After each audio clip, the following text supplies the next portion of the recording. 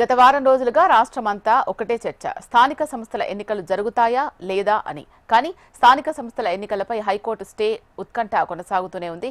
దీనిపై what next అంటూ ఎన్నికల సంఘం రాష్ట్ర ప్రభుత్వం ముందు ఆలోచనలు ఉత్కంఠకు కారణమవుతున్న బీసీ రిజర్వేషన్లు అసలేం జరగనుంది?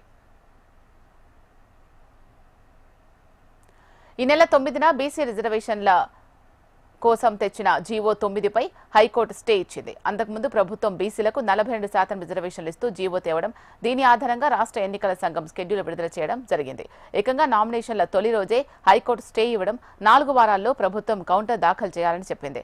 ఆ తర్వాత 2 వారాల్లో పిటిషనర్ కౌంటర్ దాఖలు చేయాలని హైకోర్టు ఆదేశించిన విషయం తెలిసిందే.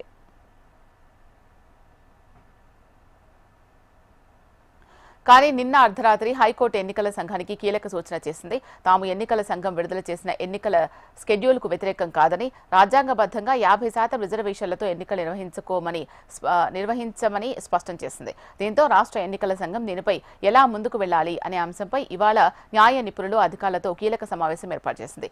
సోమవారం దీనిపై నిర్ణయం తీసుకునే అవకాశం ఉంది. తాజాగా హైకోర్టు 50% రిజర్వేషన్లతో ఎన్నికలు నిర్వహించుకోవచ్చు అని సూచన చేయడంతో రాష్ట్ర ప్రభుత్వం డైలమాలో పడినట్లు సమాచారం. దీనిపై ఇవాళ CM Revanth Reddy command control సెంటర్లో కీలక సమావేశం నిర్వహించారు.